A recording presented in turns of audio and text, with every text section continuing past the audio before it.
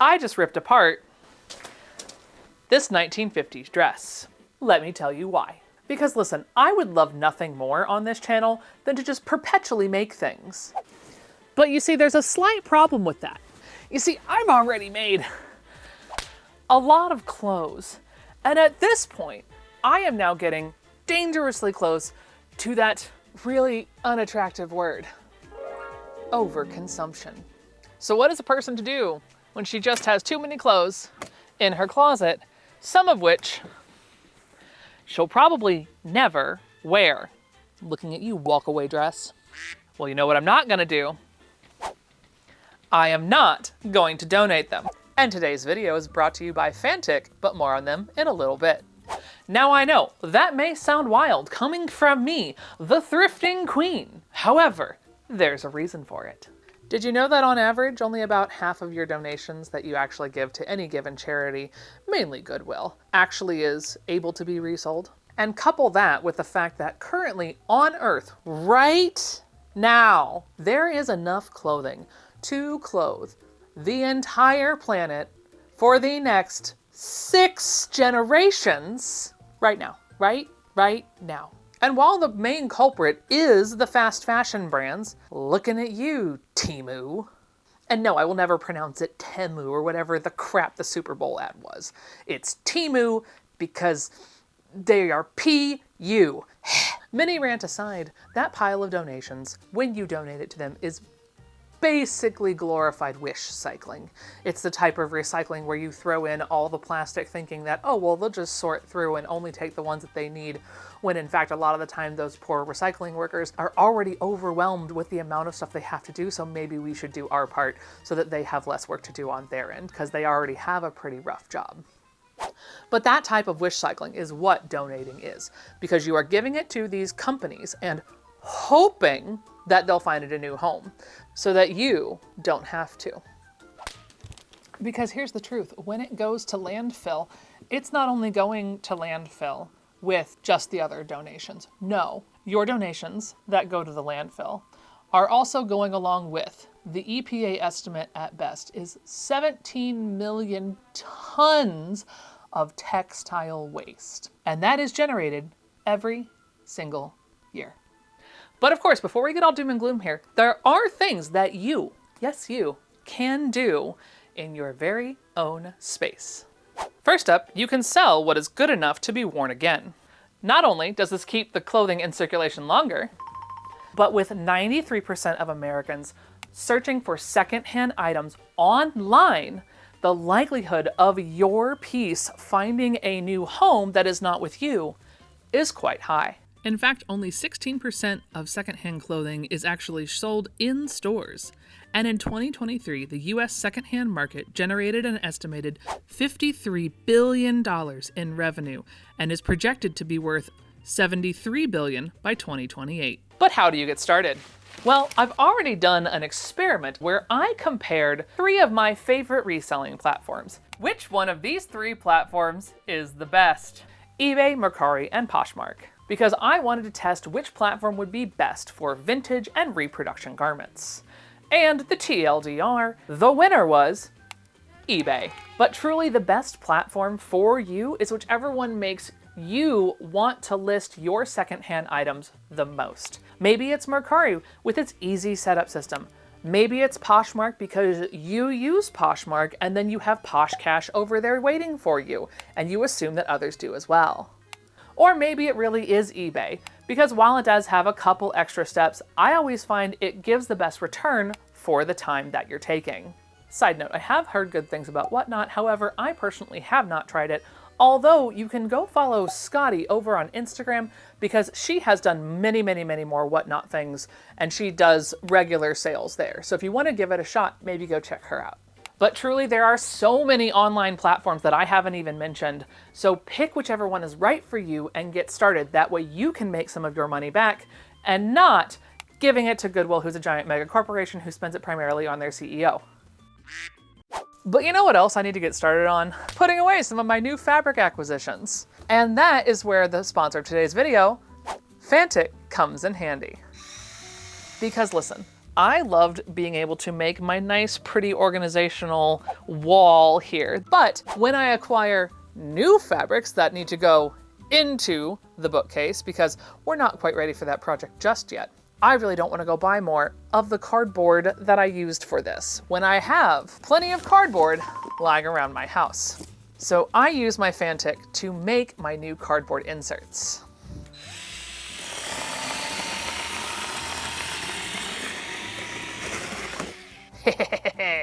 So with my new Fanttik Pink C8 Nano, I am able to cut down all of my cardboard boxes that come in to make new cardboard insets for my fabric to go on. And so not only does Fanttik allow me to make these nice insets so that my fabric can slide right on in, but in case you ever wanted to, I don't know, go crazy and work in a theater like I used to do and cut cardboard in dim lighting, she's got a handy little light right on the front to help you out.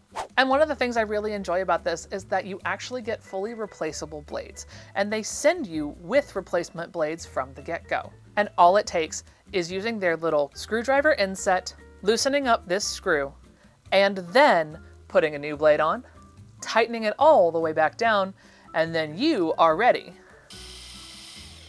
to cut. Now you do get 3 speed settings on here.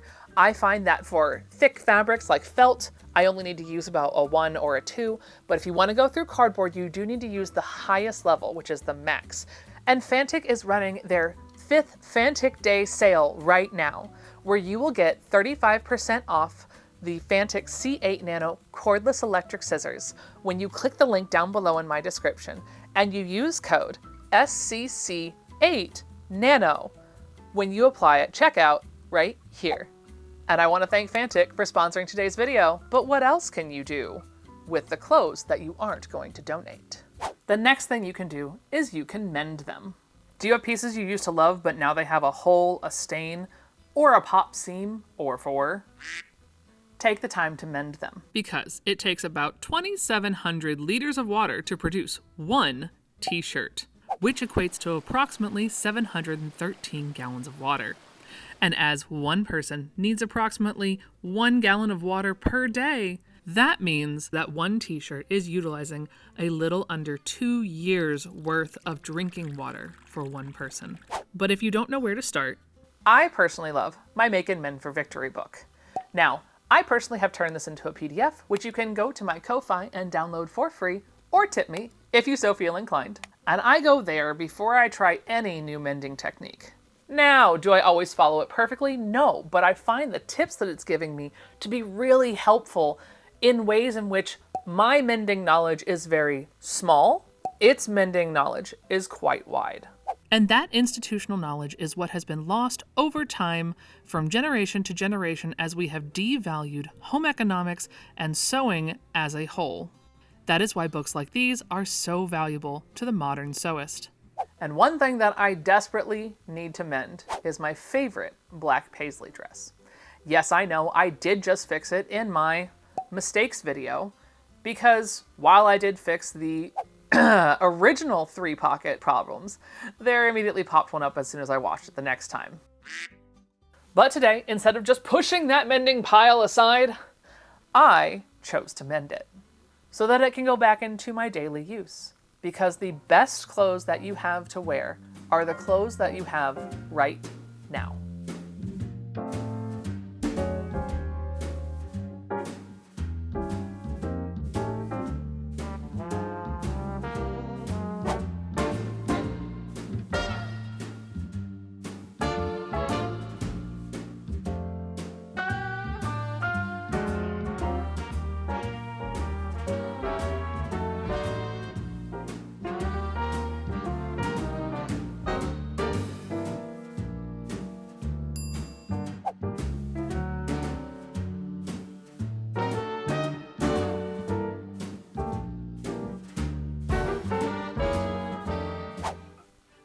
And the third way is to remake them, which is what you saw me start at the beginning of this video. Because that piece of clothing that doesn't fit you anymore, or a few of your partner's spare shirts, or an old bed sheet that is just begging to be made into a dress, And I did just make yet another bedsheet dress. You should really go check it out. When you're done here, of course. Or maybe you just have that dress that just has too many issues, which is what I was dealing with this 1950s dress. Now, if your first instinct was to toss it or donate it, don't. One, especially good cotton like this from the 1950s is reusable. Until it is dry rotted and completely falling apart, it can keep being used over and over again. That, or if it's so moldy that it's completely grown an entirely new city down there and has elected a mayor to Fuzztown, then maybe yes, it's okay to throw it away because it's already decomposing as cotton is designed to do. But in my case, this just doesn't fit anymore. And to the point that it also had 2 panels along the back of the skirt that were starting to dry rot and sun fade, and I did not want that bacteria that is eating away at the cellulose of the fiber to transfer to the rest of the dress. So it's actually better for the entire piece for you to remove those 2 sections, toss those away because those are actually bad, and save the rest of the garment. So let's get in to saving this. So the first step was to really assess what exactly I needed to do to change this garment. With the sun fade on the shoulders and the 2 back panels that were very clearly starting to go bad, the tears at the zipper, and really all the flaws that were very, very present in this garment, I knew it needed to become something very different. You shall not pass! But how different, I had not yet decided. So I finished seam ripping apart the garment and went to find a dress that I knew had the sleeves in the style I wanted, and continue forth with my adventures in cloning my clothes. But this time by using a pin and pricking through on a soft surface to get a more accurate read of the garment as well as less Sharpie near my dress. And with the both front and back all traced out, it was time to mock it up, because I didn't even know if this would work or if it was going to fit on my skirt panel yet.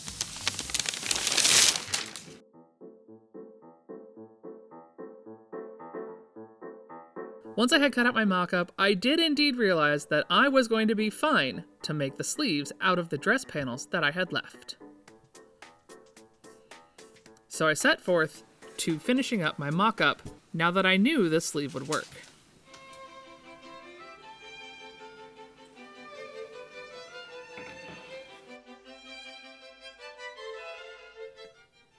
By first running my usual gathering stitches,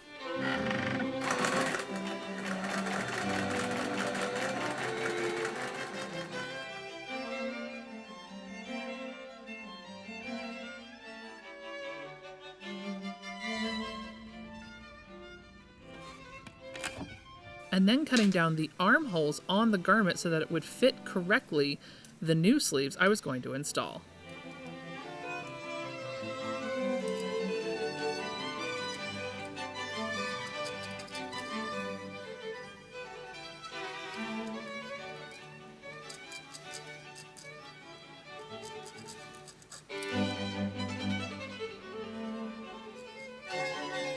And while I had hoped to make the waist a little bit bigger, the previous owner had cut away the bulk of the dart, so that was not going to be possible. So I just made a slightly smaller dart and moved on. I also knew the neckline was too high for me, so I did add a few lines of stitches because I wasn't sure at what height I wanted to trim down the neck to just yet. And with my mock-up all pinned on, it was looking pretty good. So it was time to iron out the rest of the garment and get moving forward with sewing up my pieces.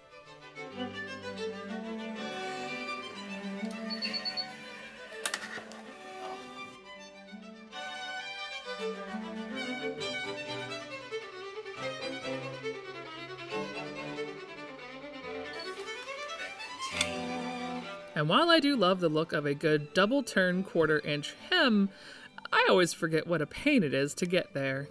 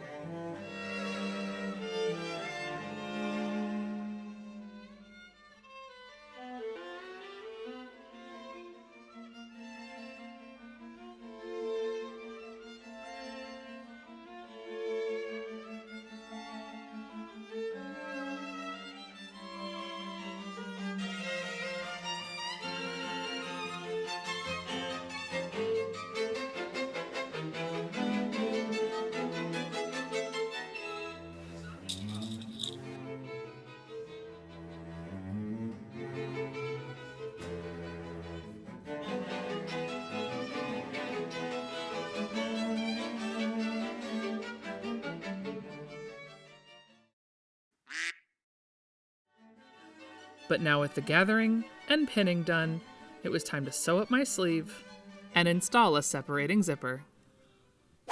And I want to thank Fanttik again for sponsoring today's video. And if you do want to get 35% off of their cordless C8 Nano electric scissors, make sure you're clicking the link down below in the description and using code SCC8Nano to receive 35% off when you apply the coupon code. But how did my remake turn out? Let's find out right now.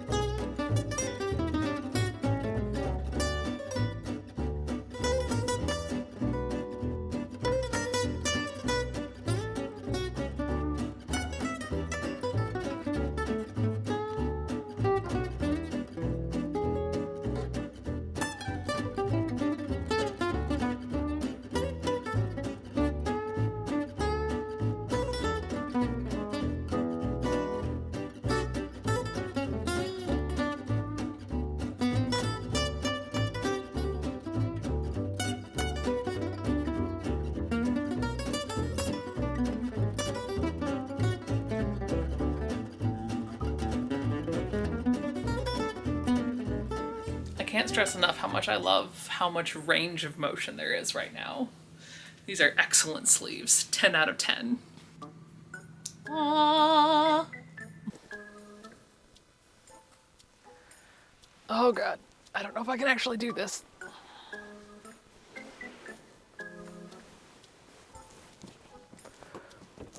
Oh Jesus, oh no.